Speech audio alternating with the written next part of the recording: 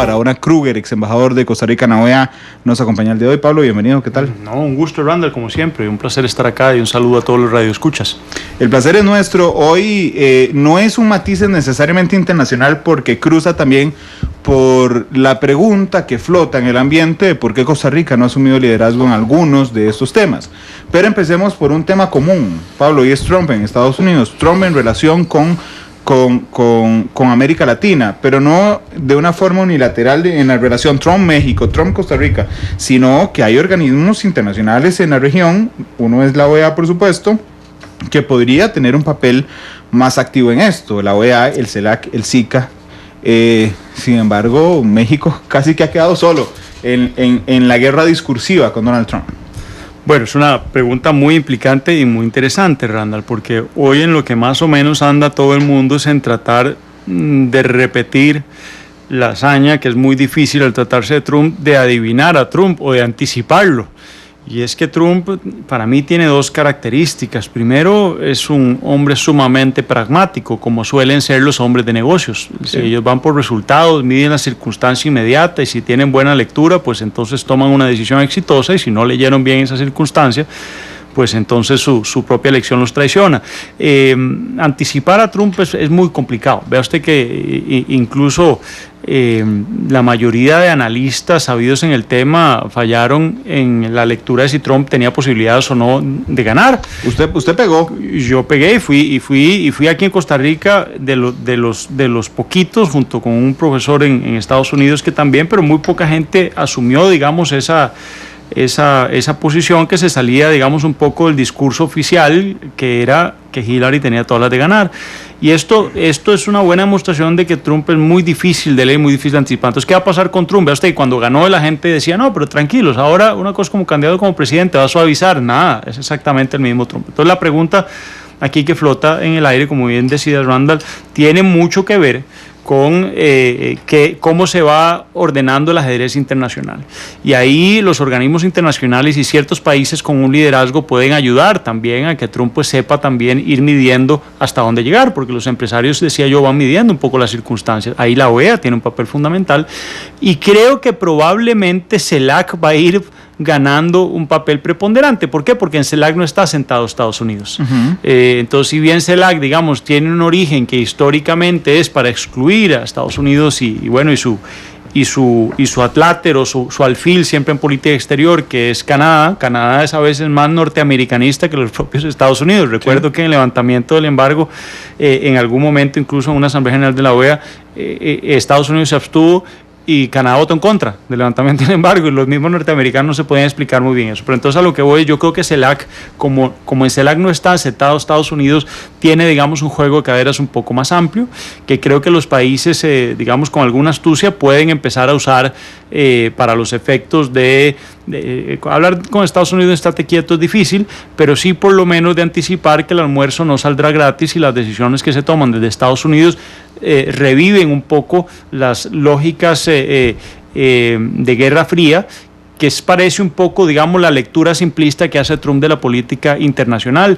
Ahí la OEA creo yo que siempre sigue debiendo. La OEA es un elefante muy pesado, yo no diría que blanco, pero sí al que le cuesta muchísimo moverse, y en el que, bueno, también está por verse la posición del secretario general de la OEA, que se ha dicho mucho sobre Venezuela, sobre algunos países del ALBA. Pues lo lógico es que también hay equilibrio, porque este tema ya sobre Trump va tocando las lindes, digamos, de lo que es aceptable en términos de democracia, quiero decir, de soberanía de los países, de respeto al principio de no intervención, también de trato humano, lo que quiere decir que también está en la linde de los derechos humanos, y ahí el secretario general Almagro ha sido digamos, de un tono fuerte, ¿verdad?, con los países con los que él cree no están respetando, digamos, el bloque de derechos humanos interamericanos, de los cuales la OEA es depositaria. República Dominicana, no hablo necesariamente solo de Venezuela, República Dominicana con Haití también es un momento, y así otros países. Así que aquí para cerrar, bueno, México es en este momento, para mí, y esa es mi lectura muy particular, no la extraigo de ninguna parte, para mí México en este momento es un poco el chivo expiatorio, me parece a mí, de la Casa Blanca. ¿Esto por qué lo digo? Bueno, porque en la Casa Blanca, en Washington, en este momento están pasando muchas cosas de las que no nos estamos dando cuenta por ponerle atención al tema de México y el muro.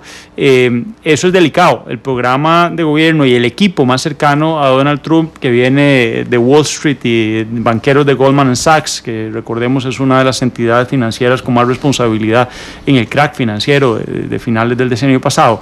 Lo de México además tiene una explicación también desde otro punto de vista, y es que une hacia adentro. Es decir, Randall, yo mucho de lo que voy a decir probablemente en este programa no siente bien, pero no es que yo lo esté defendiendo, ¿verdad? Es decir, no es que a mí me gusta que eso une, pero si usted pregunta, y hay mediciones de eso que ha hecho la Universidad de Costa Rica, no sé si otras también, sobre cómo reacciona el costarricense mayoritariamente cuando usted le dice que usted va a priorizar empleos a los costarricenses por encima de los nicaragüenses. O qué piensa el costarricense de si le cerramos la frontera a los nicaragüenses para que dejen entrar o para usar nuestro seguro social o nuestra educación pública. Bueno, la respuesta muy mayoritaria es bastante negativa, digamos que no podemos apreciarla en un programa, digamos, con un perfil humanista como este. ¿Qué quiero decir con esto? Yo no defiendo esas tesis, pero son una realidad social que hay que saber leer. Bueno, Trump ha jugado con eso, y por eso es que yo digo que además de Trump ser la segunda característica, la primera es que es un hombre que es difícil de anticipar, es impredecible, y eso es peligroso en un presidente con el arsenal político, militar y económico más importante del mundo. La segunda característica es que es polarizante, y eso también es peligroso si se trata de un presidente que de alguna manera dicta la pauta a los otros. Tan así que usted ahora decía, bueno, ¿por qué otros países no están ejerciendo liderazgo? Bueno, buena parte porque América Latina está muy acostumbrada a, antes de tomar una decisión, volver a ver si le suben el dedo o no le suben el dedo en el Departamento de Estado en Washington, Estados Unidos. Eso lo vi yo muy de cerca en la OEA, donde países centroamericanos, suramericanos, del Caribe, decían, bueno, pero vamos a preguntar primero. Y yo, bueno, casi que se preguntar y irle a pedir permiso a norteamericanos a ver si les parecía la decisión que iba a tomar un país que en principio es soberano. Y bueno, eso tiene que ver con dependencia económica, también con dependencia política, y yo diría que hasta cultural en muchos casos. En este caso, México, tengo entendido que la Cancillería mexicana ha todavía apostado a no polarizar más las cosas, es decir, a que todavía no se venga en bloque la región a apoyar a México, para que todavía no lleguen a lo que ellos llamaban el punto de no retorno, sino que le han dicho a los otros países, suave un toque, vamos a tratar nosotros de hacerlo todavía aquí. Si es entre México y Estados Unidos, todavía hay posibilidad, estarán sondeándolo ellos en el lobby washingtoniano que están haciendo. El canciller de México estuvo la semana pasada, antepasada en México, el nuevo canciller, poniendo mucha atención, que por cierto es el nuevo canciller. Ahí sí se miden esas cosas, porque fue un hombre que sí midió, ese fue otro que pegó, hizo el conecte para que Donald Trump se viera con el presidente Peña Nieto cuando era apenas candidato. Lo fustigaron muchísimo en esa época a Peña Nieto, y bueno, el Peña Nieto terminó reconociendo en él a un hombre que parece que ve más allá y que tiene buenos contactos con el staff de Donald Trump, y esa es la importancia que tiene para los mexicanos. Bueno, en este país muchas veces las lecturas no se premian igual. Así es, no tengo la duda, Pablo. Pero vamos a ver, hablando de México un momento, es que también México tiene cola que le pisen, vamos a ver, salió en un reportaje del diario El País el fin de semana, pero yo ya había visto los datos dentro de la prensa mexicana. Creo que se lo había visto a un periodista que es un magnífico comediante también, Chumel Torres, que había hecho un programa al respecto. Pero es que realmente el país del continente que más echa gente para afuera es México. 160,000 deportaciones en 2 años versus 90,000, que siguen siendo un montón, de los Estados Unidos de centroamericanos. Entonces vamos a ver, de alguna forma la construcción del muro, o el aviso de la construcción del muro, es un cuchillazo diplomático. Todavía decir que los va a obligar a pagar es un cuchillazo más profundo.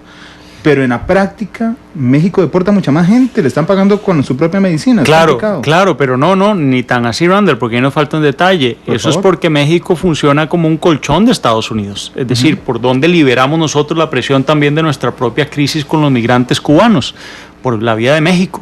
No lo olvidemos, y gracias a que México, digamos, abrió su territorio para ese paso.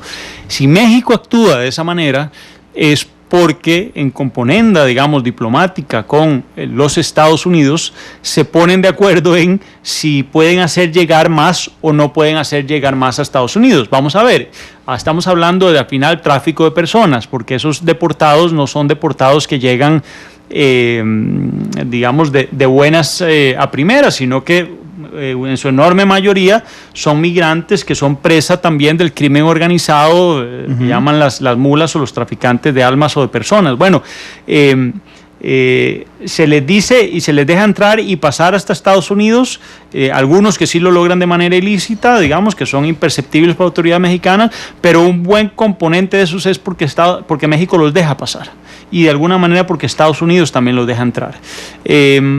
Podríamos hablar de otros tráficos, no necesariamente solo de personas, es decir, el tráfico de drogas se combate en nuestros países, en la región centroamericana y en México también, en buena parte, para hacerle un trabajo a los norteamericanos, que es el mayor mercado de consumo de drogas ilícitas del mundo. Es decir, la lucha contra el narcotráfico que libra México, igual que la lucha contra la migración ilegal, igual digo, mutatis mutandi, no puedo igualar droga con seres humanos de ninguna manera, hago la aclaración.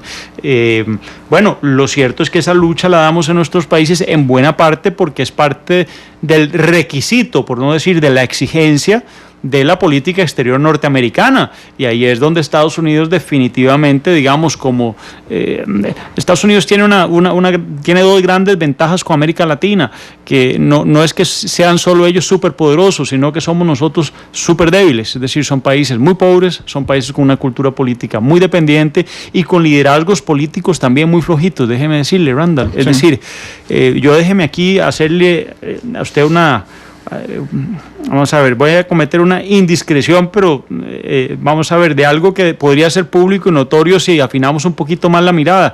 Mire, los únicos países que se le plantan a Estados Unidos, incluso en temas en donde tendríamos que muchos otros plantarnos también, y que implantan su propia dinámica de negociación, son los países del ALBA.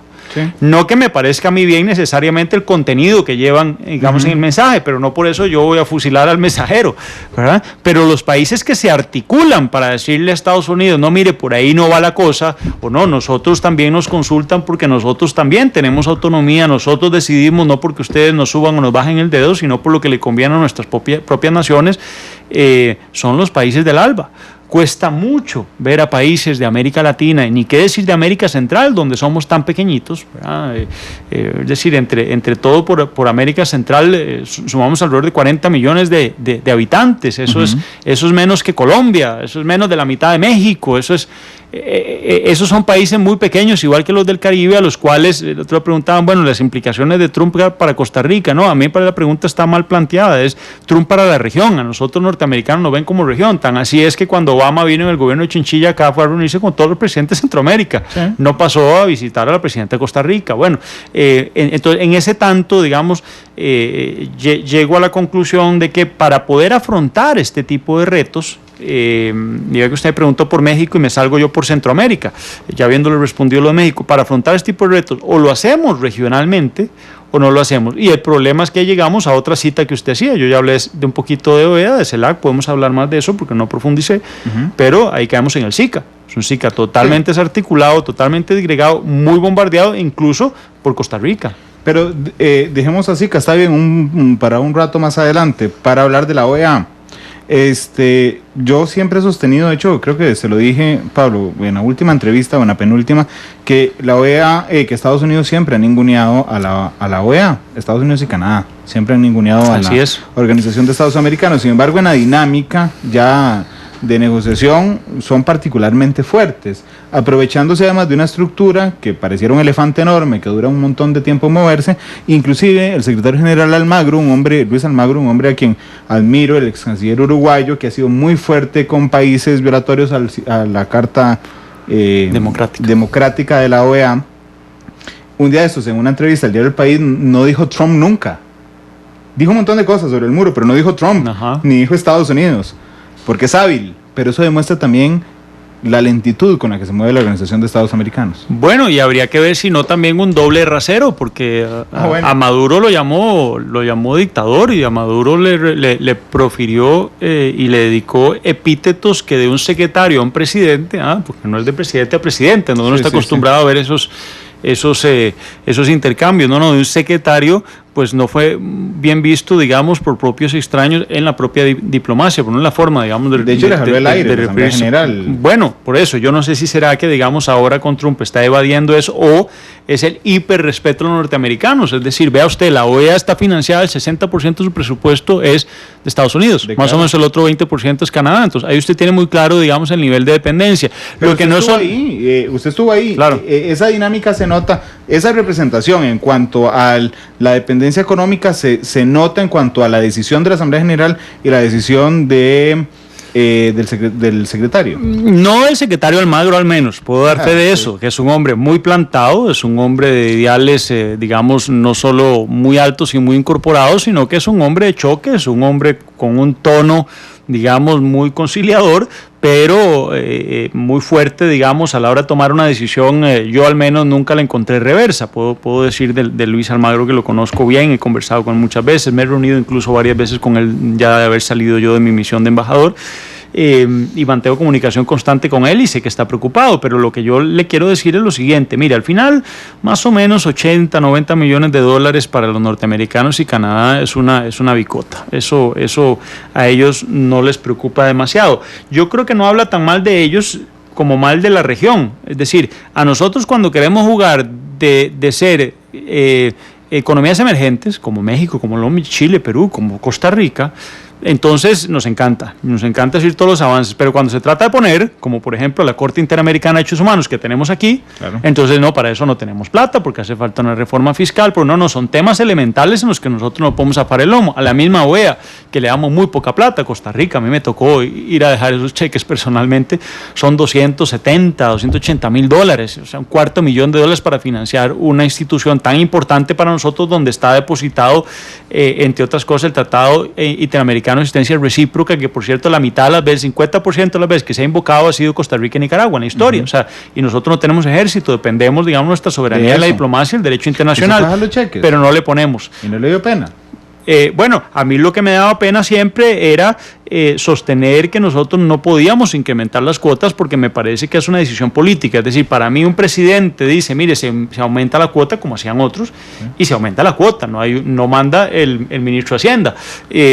Igual que con el sistema interamericano. A mí lo que no me da vergüenza decir, ¿por qué, Randall? Porque yo insistí muchísimo, yo vi venir la crisis de la Corte, ayudé junto con el embajador de México a auspiciar muchas reuniones de embajadores, entonces tratamos de concientizar en las asambleas generales que me tocó a mí participar, también hicimos los esfuerzos necesarios para anticipar la crisis que se venía, pero bueno, yo siempre diciendo, y es un poco la pregunta suya inicial, que tampoco quiero soslayar, de por qué otros países en cuenta de Costa Rica no lideran, cuando a mí me parece que hay ciertos liderazgos que sí podríamos ejercer. Por ejemplo, me parece Costa Rica, no solo por su tradición en democracia y derechos humanos, sino también por ser la sede de la Corte Interamericana de Derechos Humanos. Ese es un detalle importantísimo. Importantísimo, no podemos traernos para acá la sede y por otro lado decir, no, pero no podemos, no, tenemos que poder, y ahí nosotros tenemos que liderar un esfuerzo que es al más alto nivel, eso no es a nivel de ministros, no es a nivel de presidentes, de encontrarle y fondear, digamos, al sistema interamericano. La Comisión se la juega sola, la Comisión hace mucho trabajo sola, pero la Corte no. Exacto. La Corte está muy empobrecida, está a punto de quebrar. La Comisión Americana de los Derechos Humanos se llama Pacto de San José.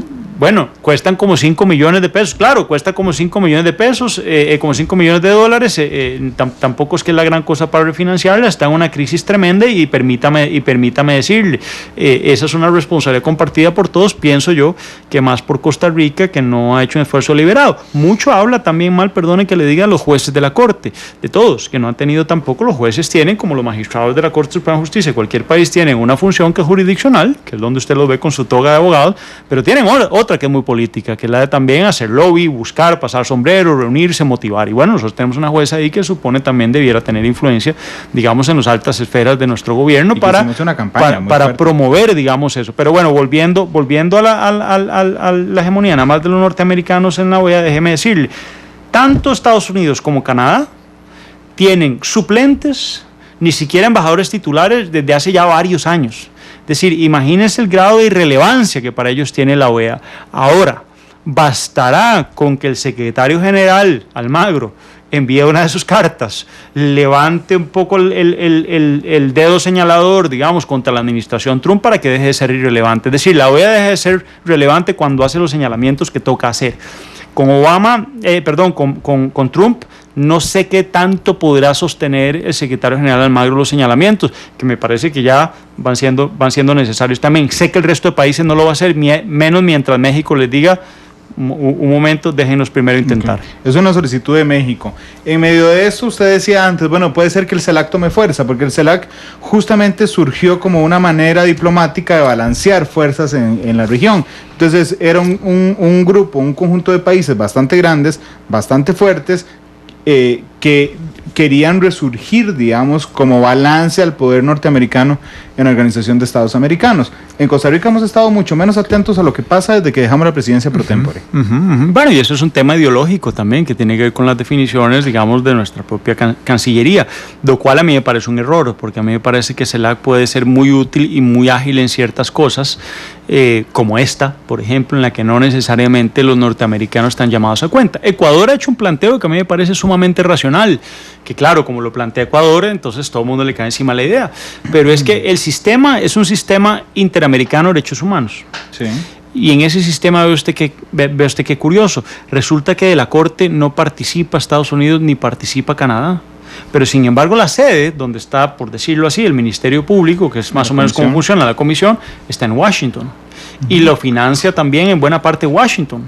Es decir, de alguna manera, Ecuador tiene razón en que nos financian un sistema que debemos financiar nosotros mismos, pero además en donde entran, incluso han subentrado jueces norteamericanos también para venir a juzgarnos a nosotros en los problemas de derechos humanos. Entonces lo que han dicho es, bueno, ¿por qué no nos traemos eso a CELAC? Si de por sí jamás va a permitir Estados Unidos que por encima de la Corte Suprema de Justicia norteamericana haya ningún ente internacional, menos una corte que está allá escondida en San José de Costa Rica, ¿verdad? Sí. Y para los canadienses tampoco. Bueno, esas son algunas ideas que sin embargo ha habido una oposición en bloque. Creo que Costa Rica con un interés justificado, y es que bueno, eso podría implicar perder la sede de la Corte acá, vaciar el contenido de la Corte, y después también de muchos sectores que dicen, bueno, es que si se desaparece eso, tal vez entonces lo otro no aparece después, y costó mucho conquistar eso. Entonces, claro, pero es un tema, digamos, planteado en discusión. ¿A qué voy yo con CELAC? Bueno, CELAC podría tener una agilidad que no puede prestar la OEA, pero además puede darle una intimidad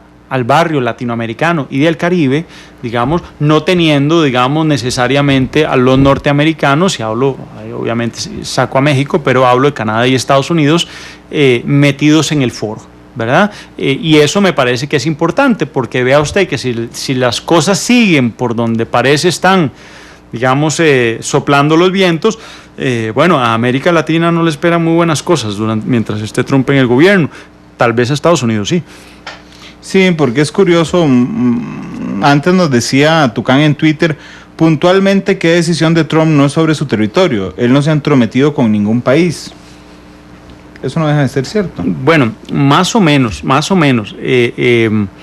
Yo leía el otro día que han habido, y lo leí en varios medios, y me lo decía también alguna gente que trabaja en Washington estos temas, que Donald Trump sí ha estado muy atento a la situación de Venezuela y que están explorando caminos alternativos para una salida en Venezuela. Así que bueno, vamos a ver, yo no espero que Donald Trump a menos de un mes de haber entrado al gobierno esté haciendo una invasión como la de Panamá, que por cierto es una vergüenza histórica. Costa Rica fue el primer país en salirlo a apoyar a principios de los 90. Bueno, pero no pasaron ni 24 horas para ponerse a firmar las primeras órdenes ejecutivas. No sería tampoco muy... Pero que eran promesas de campaña, es decir, volárselo a Obama. En eso yo le quiero decir algo, Randall. Si hay algo que le podemos apreciar a Donald Trump, es algo que todos decimos nosotros en los políticos criollos y costarricenses que quisiéramos: consistencia, que nos digan lo que piensan y que hagan lo que dicen. Es decir, porque lo peor que puede pasar, la peor tragedia política para un ciudadano como usted y yo, que tiene que decidir el día de mañana por quién votar, es al final que nos doren la píldora, como nos dicen en la calle. Es decir, que nos digan, no, mire, eso poco está pasando ahora con los candidatos. Había echado risa la semana pasada, mire, ¿qué piensa usted del tema fiscal? No, mire, todavía vamos a ver qué pasa, qué hace el Ejecutivo, estoy midiendo. Mire, ¿qué piensa empleo público? No, mire, ahora estamos en otro momento, estamos aquí tratando de unir a lo interno del partido.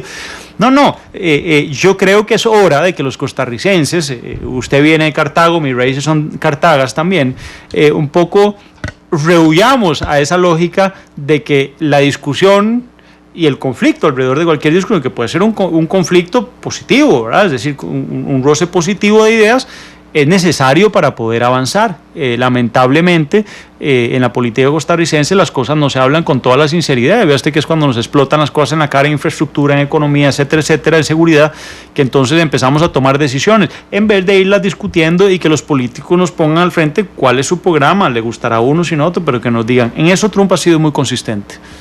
Sí. Incluso en su política exterior. Claro, pero hablemos de Venezuela.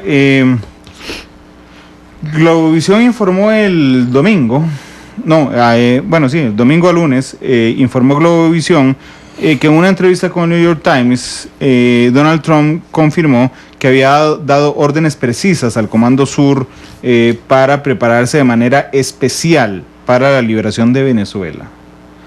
¿Esto en español qué es, don Pablo?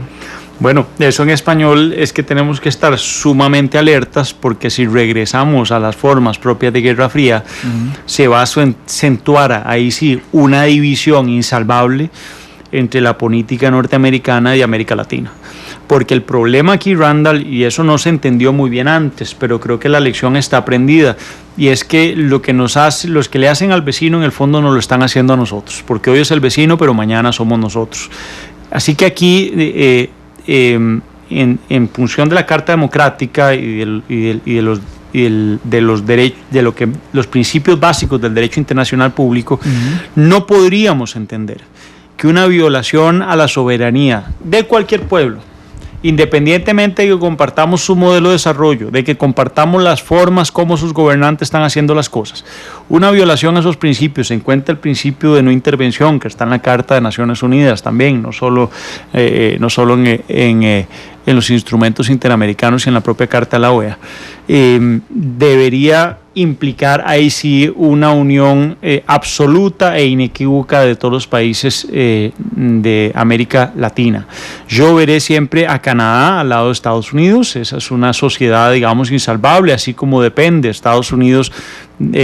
México de Estados Unidos, depende Canadá de Estados Unidos, multisectorialmente, es decir, esa dependencia es multisectorial, pero si Donald Trump se atreve, digamos, a brincarse las formas diplomáticas, a no procurar que sean los venezolanos los que encuentren una salida que cada vez es más distante, sí, yo coincido con ese, yo he sido los más críticos en que esa apuesta al diálogo, incluso lo he escrito abiertamente, lo dije como embajador, esa apuesta a un diálogo que es absolutamente insubsistente, absolutamente imposible, me parece que es ya a esta altura no solo una insolencia diplomática, sino también una confusión absoluta de los términos. Eso no tiene nada que ver con prudencia, eso para mí ya tiene que ver con pendejera y con algo de complicidad. Yo creo que no puedo ser más claro, Randall, al decir que Venezuela necesita mucho más, y cuando hablo de Venezuela no hablo del gobierno de Venezuela, ni de la oposición venezolana. A mí los que me interesa es el pueblo de Venezuela, claro, que son los dueños del país al final, no una camarilla política, sea de izquierda o derecha. Y lo cierto es que la comunidad internacional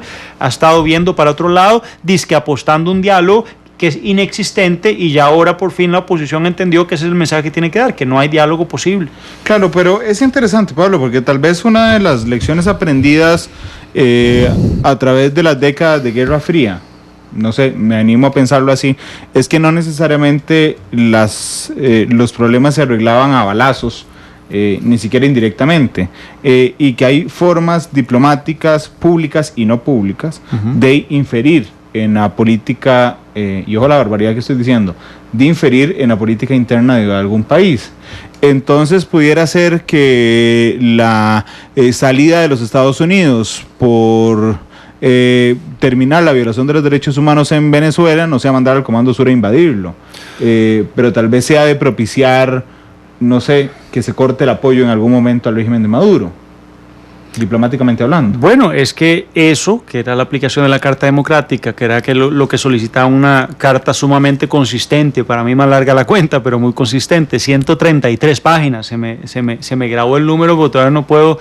no puedo creer que hayan mandado una Biblia y no algo mucho más sintético, digamos, y elocuente. 133 páginas mandó Luis Almagro al presidente Maduro, subrayando todas las faltas, no solo la Carta Democrática, los instrumentos de derechos humanos. Y hacías ahora una afirmación, Randall, que es cierta, pero a la que también le sumo. Es decir, no tiene nada equivocado, nada más le sumo algo, le apunto algo al pie. Y es cierto que los países deben respetar y no intervenir en los asuntos ajenos. en los asuntos de otros países, excepto cuando se trata de derechos humanos. Es decir, cuando se violentan los derechos humanos, y en los derechos humanos estoy incorporando también la democracia, es decir, todo lo que son los derechos de participación política y un pacto de derechos civiles y políticos, además también. Que son los que alegó Almagro. Que son los que alegó Almagro, justamente. Bueno, hasta ahí sí ya la comunidad internacional no puede decir, no, es que eso es un asunto de ustedes, porque si llegamos al extremo, entonces si al día de mañana las minorías, como pueden ser las mujeres, como puede ser la población LGTBI, como puede ser cualquiera desprotegida, podría, digamos, estar a la suerte de una mayoría, en el caso de las mujeres misógena, no solo machista, o en el caso de las afrodescendientes, o de los chinos, o de los nicaragüenses, o cualquier otra minoría, podría verse amenazada, no digo solo afectada. Así que ese es el límite al principio de intervención. Eso creo que la comunidad internacional no lo ha querido ver, no ha querido acompañar al secretario general Almagro en su pedido de que se aplique la Carta Democrática para así agobiar, de alguna manera acorralar política y diplomáticamente al régimen de Nicolás Maduro, que ya desde que no respetó a la Asamblea Nacional se convirtió en un régimen, y ya yo no puedo decirle presidente, como no se le puede decir presidente tampoco a Raúl Castro. Usted le puede decir jefe de Estado si quiere, pero no por ser electo nada más usted ya ha de ser honrado como presidente. Déjeme decirle que en Venezuela estamos a un paso de que se cierre el Congreso. Y ya eso es un golpe de Estado, un autogolpe, digamos, como el que hizo Fujimori también en los 90s, que ahí sí implicó la condena de toda la comunidad internacional. Y si Maduro no lo ha hecho es precisamente porque sabe que probablemente eso sería cruzar el Rubicón. Lo que pasa es que en mi interpretación, que es mucho más exigente en eso, no digo menos diplomática, sino un poco más consistente si se quiere, en realidad Nicolás Maduro pasó el Rubicón hace mucho tiempo, al seguir con presos políticos, al desconocer resultados electorales en el Congreso, al acorralar a la Asamblea Legislativa, al no convocar al referéndum, y bueno, eso parece ser que la comunidad internacional lo está haciendo. Y ahí déjeme nada más terminarle con algo. El papel de Costa Rica para mí ha sido un papel muy delucido en ese tema. Para mí ha habido una muy mala asesoría al presidente Solís en el tema de Venezuela, y le voy a decir por qué. Porque es cierto que Costa Rica no puede ir solo en el tema de Venezuela, porque lo que se ha dicho es eso, no, vamos a explorar, hay que ver qué hacen otros. Eso es cierto. Pero usted puede simplemente esperar, o usted puede tratar de liderar un proceso internacional. Es decir, usted, Costa Rica, en materia de derechos humanos, en materia de democracia, siempre dice que usted es un campeón. Bueno, pero entonces los campeones se ponen de mascarón de proa al frente, no atrás esperando a ver qué hacen los demás. Es decir, no espera uno a que lo arreen, uno trata de arrear. Y ahí es donde a mí me parece que a Costa Rica le ha faltado para dar el paso al frente y para tener un discurso mucho más consistente. Nosotros dijimos en la OEA, porque yo sé que la pregunta, usted es un periodista muy suspicaz en estas cosas, pero usted estuvo ahí. Bueno, yo voy a decirle lo que dijimos mientras yo estuve ahí al menos, y esa fue una posición que construimos colectivamente. Ahí yo me precio de que hubo un trabajo, digamos, colectivo. No digo que es mi posición, fue la posición de Costa Rica, y era que le dijimos frente a la canciller Delcy Rodríguez en Washington, D.C., en una asamblea general convocada al efecto, mire, Costa Rica no está dispuesta a seguir a Venezuela, y esto era muy duro en términos diplomáticos, si ustedes no ponen fin a los presos políticos, si ustedes no convocan elecciones, que no habían querido fijar la fecha para las elecciones para el Congreso que le dio mayoría a la oposición, y no seguiremos nada que se salga del curso democrático. Y este tercer punto era fuertísimo, porque implicaba que si llegábamos a un momento tan oscuro como en el que estamos en este momento en la crisis venezolana, Costa Rica no iba a estar ahí, y Costa Rica se iba a oponer, y Costa Rica iba a hacer todas las que tuviera desde la vía diplomática, que son las únicas armas y herramientas que nosotros conocemos como país civilizado. Bueno, esa parte la estamos debiendo, y mientras tanto lo que hemos tenido es la excusa de decir, no, vamos a apostar a un diálogo que está dirigiendo Zapatero, que sabíamos no iba para ningún lado, más que darle un tanque de oxígeno a Maduro, y igual tampoco... igual que la del Vaticano. Bueno, claro, exactamente igual, pero Costa Rica estaba impávida, ahí sentada viendo un poco esa barbarie, en donde hay gente que sí se está muriendo de hambre, en donde hay gente que está en el hospital, y en donde estamos hablando de una inseguridad tremenda, y perdone, Randall, lo quiero decir aquí al aire, con un riesgo enorme que implica también a Costa Rica, porque lo estamos viendo como Venezuela es un problema de ellos. No, es un problema nuestro. Es decir, aquí está entrando mucho venezolano, nosotros tenemos fronteras abiertas, no sabemos necesariamente quiénes son todos los venezolanos, pero más allá de eso y de la acogida, estoy seguro, una mayoría muy honesta de venezolanos, aquí hay un enorme riesgo. Las FARC se están desarmando en este momento en Colombia.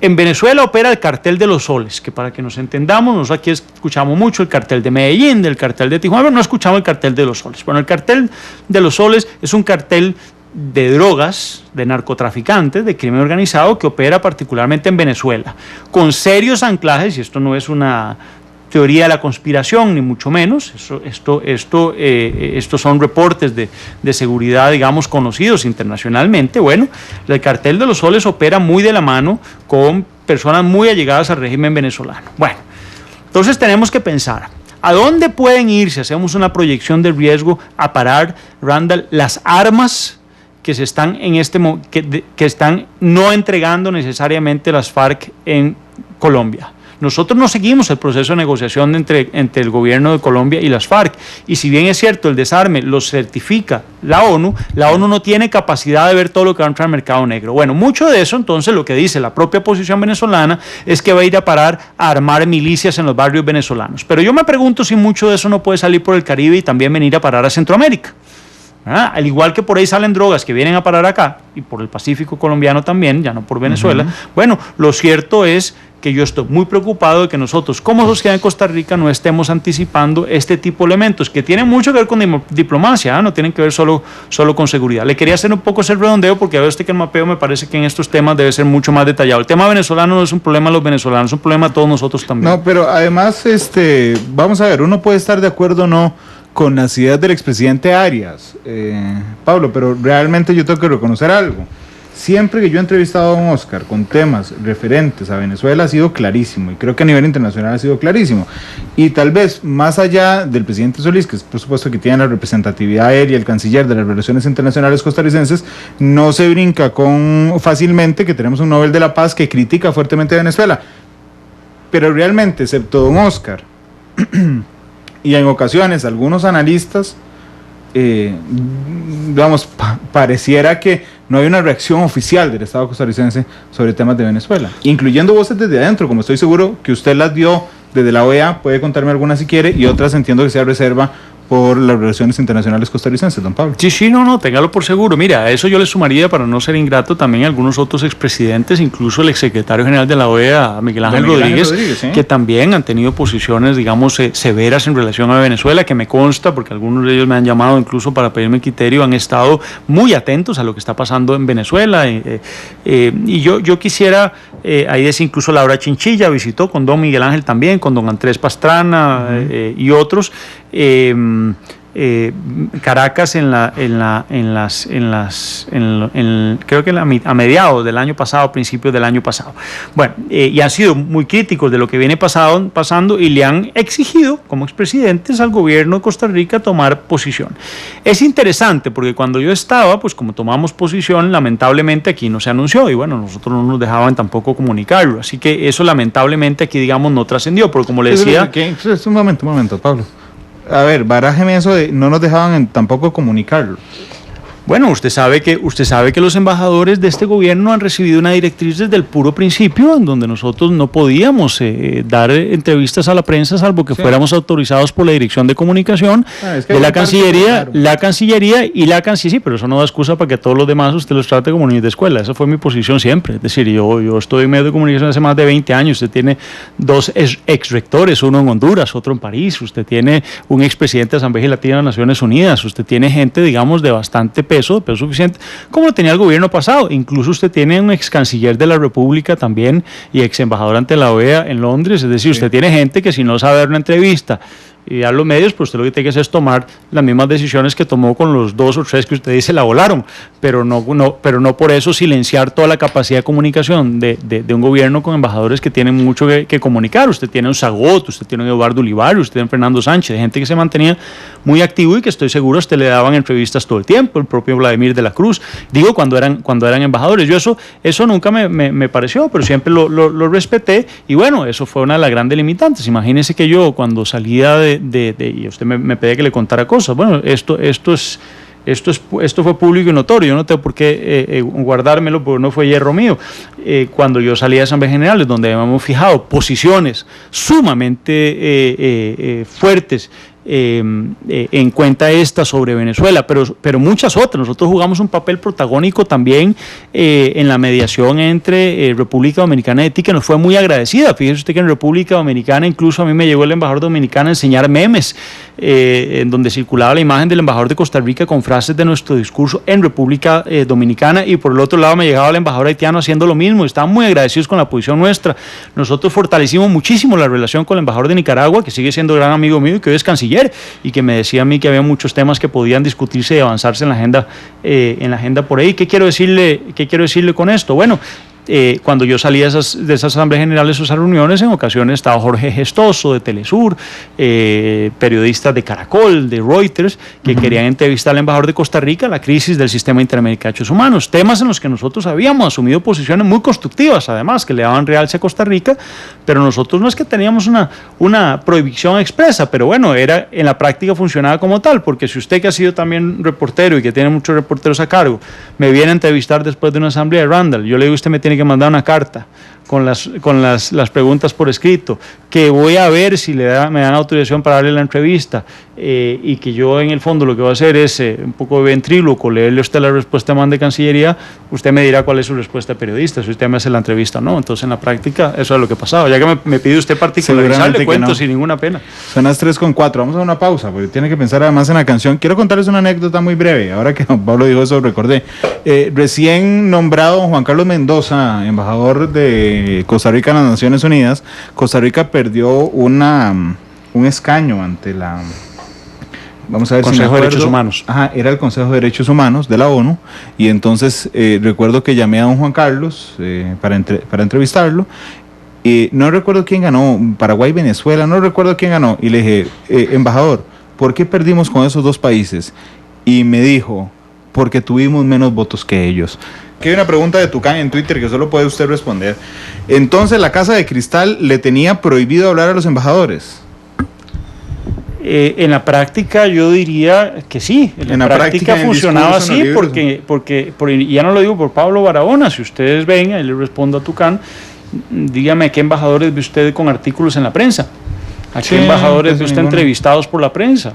Usted no los ha visto en este gobierno, y esa es una decisión del canciller González, que la ha defendido a capa de espada. Yo me dijeron en su momento que fui el único que me opuse, casi como haciéndome entender que era el único problemático. Yo ahí ese epíteto a veces lo llevo como una medalla, porque me parece que un embajador que no se planta, que no dice las cosas con la discreción del caso y con el respeto del caso, y al final atiende la instrucción, porque eso es un ejército, como yo la atendí, no dando entrevistas, no publicando artículos, no porque como embajador quisiera hacerlo a partir de mi cargo. Mire, yo atiendo entrevistas como esta, he tenido programas de televisión donde he sido el presentador, he publicado artículos en prensa, tengo 17 años, así que no era a partir de ser embajador.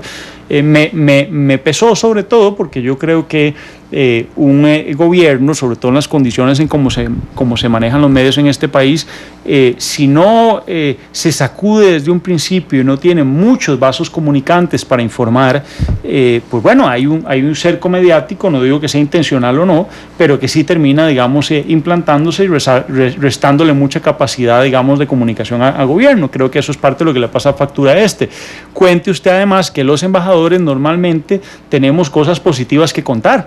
Es decir, Fernando Sánchez del gobierno anterior, que contaba desde el Vaticano, sino cosas positivas. Desde Naciones Unidas se contaban cosas importantes también que estaban pasando en temas de seguridad internacional, en temas de ambiente, de mujer, etc. A don Eduardo Uribarri hablando sobre el Tratado de No Proliferación de Armas desde Nueva York. Bueno, imagínese usted ahora citado de una derrota. Bueno, yo le cuento de la mayor victoria que ha tenido este gobierno en temas de candidatura, que fue Elizabeth Odio, de candidatura que yo tuve cargo y que ganamos. Bueno, yo tampoco pude comunicar de eso, ni escribir mucho para informar, que me parece a mí que es parte de la transparencia sobre la labor política que hacíamos, al menos en la sede que estaba a mi cargo. No voy a salir yo opinando sobre Naciones Unidas o sobre la relación con Cuba, sobre lo que por cierto también hubiéramos podido decir, porque es mucho lo que en la OEA, digamos, imagínense que es tan interesante la función, y bueno, los dos foros políticos multilaterales más importantes para Costa Rica son ONU y OEA, pero la OEA es mucho más cercana y ha estado mucho más activa en los últimos 2 años, es decir, todo lo que está pasando en América Latina, la reconformación de fuerzas, a partir de cómo el ALBA, digamos, se ha ido desmenuzando y han ido cambiando los liderazgos. Ahora con Trump, sin duda, todo eso tiene un reflejo muy particular, mucho más cercano en la OEA, en donde es en la OEA también donde se pueden triangular cosas muy interesantes, por ejemplo, y lo hacen otros países, no es que yo me lo esté inventando, que yo quisiera jalar para mi saco, lo hacen otros países, cuando no pueden verlo bilateralmente, bueno, lo tratan de hacer a través de la OEA, porque ahí entran en juego otros recursos, otros elementos, y se desagrega un poco, digamos, la tensión. Por ejemplo, la relación con Nicaragua, que yo siempre sostuve que un as bajo la manga que nunca se ha usado es hacer un reloaded, una recarga de la relación con Nicaragua, pero a través de la OEA. ¿Y por qué? Eso no solo por la institucionalidad, bueno, porque yo ya sabía el peso relativo que tenía el embajador de Nicaragua en la OEA, que tenía el rango vicecanciller, era un vicecanciller, pero nombrado como embajador ante la OEA, con quien ya digo, trabé excelentes relaciones diplomáticas, y bueno, yo sabía el nivel de influencia que él tenía para poder alterar, digamos, las cosas malas, digamos, que están pasando en nuestra relación. Y que muy cercano a la pareja presidencial, bueno, completamente. Tan así que lo acaban de nombrar el nuevo canciller, y eso yo ya lo sabía del año pasado y lo había comunicado a nuestra Cancillería. En uno de esos informes que hay que mandar. En uno de esos informes, que en los míos más bien, imagínese usted también, eso es simpático, me fustigaban porque eran demasiado largos. Okay. Creo que es el de Brasil el que no manda. No, bueno, hay unos entiendo que no mandan, hay otros que entiendo que son muy insubsistentes o que no dicen mayor cosa, y bueno, yo siempre ese trabajo me lo tomé muy a fondo porque digo que es parte del trabajo fundamental de un buen diplomático. Ok, ¿por qué el silencio en Nicaragua, por cierto? Digamos, el silencio en Nicaragua es que anda como calladito ahí, desde que Trump quedó presidente. Ortega no dice nada más, ni su esposa, la primera dama, perdón, de Nicaragua, Rosario Murillo. Ese acto fallado de la copresidenta, me gustó, está bien. No, vea, es interesante porque ahí sí yo defiendo, y me ha costado un poco trabajo también entender cómo se está manejando la política exterior costarricense en esos balances. Vea usted qué interesante, sobre Venezuela, ahora usted mismo me decía, y eso ha sido, digamos, abiertamente criticado. Costa Rica no ha seguido teniendo posiciones firmes, unidireccionales, digamos, que sean inequívocas, por decirlo, que no se presten a interpretaciones o a un tal vez te quiero, tal vez mañana no. Sin embargo, con Nicaragua sí. Con Nicaragua hemos visto al canciller y replicar ese discurso también el presidente en ocasiones, con posiciones, expresiones muy fuertes hacia Nicaragua. Entonces yo he leído expresiones del canciller hablando del régimen del presidente Ortega o del régimen nicaragüense. Y he visto incluso ahora en las últimas elecciones que el presidente cayó en la tentación ante micrófonos y el propio canciller de referir a las elecciones en Nicaragua.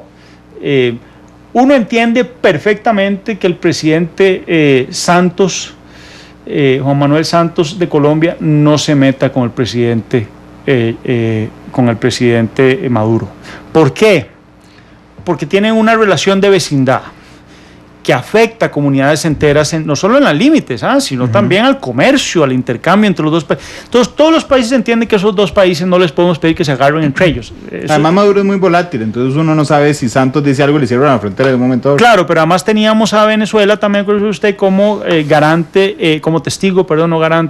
testigo en el proceso de paz con las FARC. Pero entonces uno entiende eso, pero entonces uno viene y no entiende por qué los gobernantes costarricenses parece que a veces se ven tentados a usar la excusa de Nicaragua, igual que como ellos nos usan a nosotros, para congraciarse con la gente, es decir, con la gente que no necesariamente lee la política exterior en detalle. Es muy poca la gente que lee noticias internacionales. Ojalá que este programa sí no esté resultando tan aburrido y que la gente lo esté siguiendo, digo, porque el tema de política exterior no es seguido por mucha gente. Usted me hacía la pregunta sobre Nicaragua. A mí me parece que lo que está pasando en Nicaragua es sumamente grave, sobre todo por eso, porque está pasando fuera del foco de la atención pública. Es decir, no le está prestando atención, tanto así que el secretario general Almagro me llamó la atención, se fue más bien a meter a Managua con el matrimonio Ortega-Murillo, y eso de alguna manera validó lo que venía pasando en Nicaragua, haberle quitado el partido, la dirección del partido y por tanto la eventual candidatura a Montealegre, el Partido Liberal. Eduardo Montealegre. Y bueno, lo que pasa es que sí, yo le quiero decir, a mí me parece que ha habido una lectura, incluso los diplomáticos que se han destacado, no digo del actual embajador Trejos, que acaba de llegar y debe estar apenas enlazando relaciones, pero sí para atrás, me parece que hay una lectura muy maniquea sobre nuestra posición en relación a Nicaragua.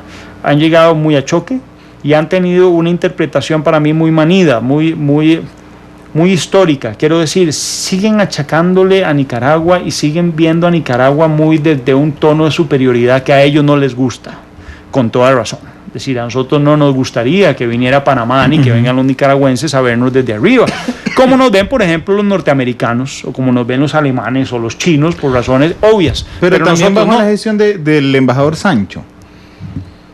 Bueno, que es un hombre con un enorme colmillo diplomático, que ha estado aquí, por cierto, sentado en estos micrófonos 2 veces en los últimos meses. Yo escuché al embajador Sancho en uno de esos programas acá, en donde él decía que él no tuvo mucha aproximación de comunicación con el gobierno, que él no tuvo muchos canales de comunicación con el gobierno. Y bueno, un embajador sin canales de comunicación con el gobierno ante el cual representa queda muy limitado. Yo le voy a decir, Randall, que por ejemplo en mi experiencia ante la Organización de Estados Americanos, bueno, yo al año y medio asumí la presidencia de la Comisión de Asuntos Jurídicos y Políticos, que es el corazón, digamos, el nervio central del Consejo Permanente de la OEA, y eso era producto de que todo el año y medio anterior yo había estado trabajando realmente con mis colegas muy a fondo, no solo en los temas, sino en más o menos quién era quién. Eso es central en diplomacia, y para ello uno tiene que moverse con mucha humildad y no dar a nadie por descontado. Yo recuerdo que en ocasiones, por ejemplo, en el SICA logramos que Canadá o Estados Unidos, que daba por sentada, digamos, una tesis o que pensaba plantear algo y no nos había consultado como grupo, y nosotros enviábamos el mensaje de hasta que eso no pasara por SICA, era muy difícil que eso fuera a ser aprobado. En cuenta por una responsabilidad para los embajadores que ni siquiera habíamos podido tener tiempo de consultar a nuestras capitales eso, y nos iban a fustigar de cómo no se daban cuenta que eso pasaba. Entonces, ¿qué es lo que le quiero decir? Sí, a mí me parece que hay una interpretación histórica, no digo solo del embajador anterior, sino para atrás, en donde no ha habido una apuesta de recargar las relaciones con Nicaragua, y hay una excusa que yo no acepto y que se la escuché también al embajador que usted cita, de que es que como las cosas, y es lo que ha usado este gobierno y el anterior y para atrás también, como nosotros tenemos litigios internacionales pendientes con Nicaragua, entonces no podemos llevar la relación política con ellos. Eso no está bien.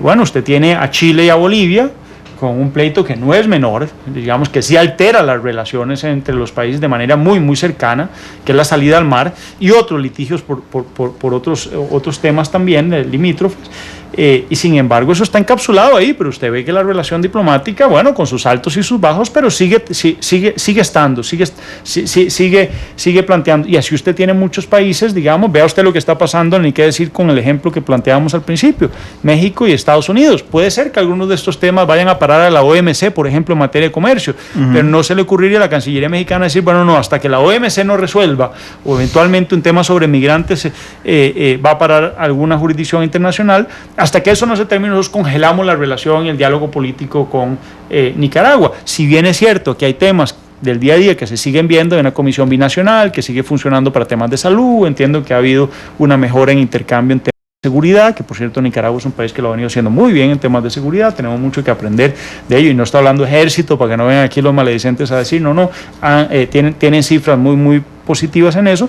Es lo cierto que la excusa de la que se ha servido la diplomacia costarricense para no hacer el trabajo que hay que hacer de recuperación de relación con Nicaragua, con quienes no tenemos causal de divorcio, con quienes tenemos mucho comercio, con quienes tenemos muchos temas que ver en común, y además una historia cultural, digamos, también que nos liga. Guanacaste en Nicaragua, la zona de las llanuras del norte, tiene mucha relación no solo comercial sino cultural también con Nicaragua. Bueno, yo creo que ha sido un gran error que desde el principio no se recargaran esas relaciones. Yo esperaría que hacia adelante ese sea uno de los temas que ahora que decíamos los candidatos transparenten una vez que sean candidatos. Bueno, ¿cuál va a ser la posición de los nuevos candidatos en relación a Nicaragua? ¿Van a seguir, digamos, con la excusa de que mientras eso esté en litigio no nos conversamos? Yo creo que eso es un error.